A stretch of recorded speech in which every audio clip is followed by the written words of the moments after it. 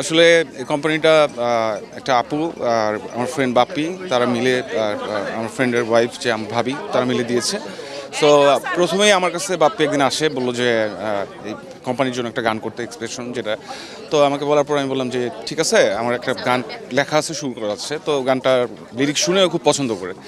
So গানটার কথাটা এরকম শেয়ার করি সাংবাদিক ভাইদের সাথে, সেটা হচ্ছে মেঘ হইয়া চাঁদের বাড়ি গিয়া চাঁদের পাই নাই, এমন মামন হইলাম আমি চাঁদ ছুঁইতে পারিনি।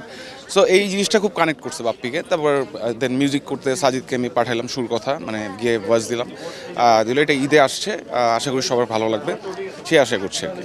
এক্সেপশনের ভিন্নতার জায়গা থেকে এক্সেপশনকে কিভাবে আসলে শ্রোতারা বা যারা আসলে এক্সেপশনকে পাবেন কাছে, যারা মূল যারা আপনাদের অডিয়েন্স, তাদের কাছে এক্সেপশনের জায়গাটা কেমন হবে বলে মনে করেন এবং তাদের জন্য আপনার শুভকামনার জায়গা?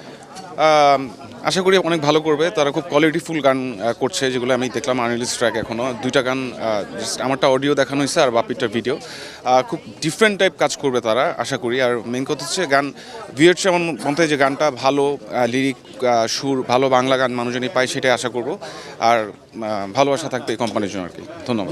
অনেক লেভেল তো হয় সেখান থেকে, আমরা যদি যে মানুষ বিভিন্ন সময় একঘেয়েমি চলে আসে, তাদের কাছে এমন কোনো বার্তা আপনার থাকবে কিনা as a singer, as a musician, আপনার জায়গা থেকে যে ভিন্নতাটা, এক্সেপশন যেটা তারা নাম রেখেছে, সেই ভিন্নতার জায়গাটা তারা রাখতে পারবে কিনা, সেটা নিয়ে তাদের কাছে বা এক্সেপশনের কাছে আপনার কোনো মেসেজ? আমি বলবো, যেহেতু নতুন কোম্পানি, প্রথমেই বাপ্পির গানটা ছাড়া হবে আর কি, সঙ্গীত শিল্পী, তারপর আমার গান ঈদে। সো আমি বলবো যে একটা ডিফারেন্ট ব্যাপার এখানে সবসময় রাখতে, একঘেয়েমি না রাখতে, আর একটু বাছাই করে আর্টিস্টদের নেওয়া, বাছাই করে মিউজিক ভিডিও করা, আর ব্যাপারগুলো সুর কথা, মিউজিক ভিডিও সব কিছুতে। যেমন আমি কাজ করতে গেলে আমি খুব খুঁতখুঁতে, মানে গানের লিরিক টিউন করার ক্ষেত্রে। তা আমি অ্যাজ এ ফ্রেন্ড হিসাবে, কলিগ হিসাবে আমি সাজেস্ট করবো সবসময় সবাই পাশে থাকা ট্রাই করবো আর কি, যে জানি ডিফারেন্ট কিছু আর কি দেয় আর কি, এইটাই বলবো। যদি জানতে চাই একটু, আমরা এই এক্সেপশন থেকে একটু বের হতে চাই।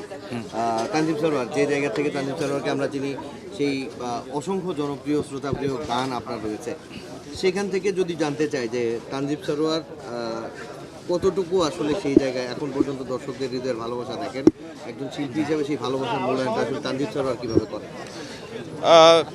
এখন মানুষের ভালোবাসা যেরকম 2011 সালে আমি মেঘমিলন দিয়ে শুরু করছি যাত্রা, দেন আমি প্লেব্যাক করি প্রথম আর কি সুরঙ্গ সিনেমায়, সেটাও অনেক সাকসেসফুল হয়, মানুষ পছন্দ করে। দেন আমার বেশ কিছু সিগনেচার গান, যেমন দিল আমার কিছু বোঝে না, মিথ্যা শিখালি, ডুবে ডুবে ভালোবাসি, 100 ভালোবাসা, এগুলো মানুষের যেমন মুখে মুখে, তো এগুলা আছে। আর আমি চাই যে যেই মানে যেমন এবার 2026 সাল, আমি ওইটা চিন্তা করেই যে সুর কথাটা ওইভাবে চিন্তা করছি যে এখনকার মানুষ কী রকম গান শুনে, তাদের সাইকোলজি পড়ার ট্রাই করি, যে ইয়াং জেনারেশন যেমন যারা একদম নতুন করছে, তারা কীরকম গান পছন্দ করে। আমি অডিয়েন্সের টেস্টটা সবসময় ট্রাই করি, যে তারা কি পছন্দ চায় আমার কাছে। আমি আমার পছন্দের গুরুত্ব জায়গাটা, যে আমি অডিয়েন্সের গুরুত্ব বেশি পছন্দ করি আর কি।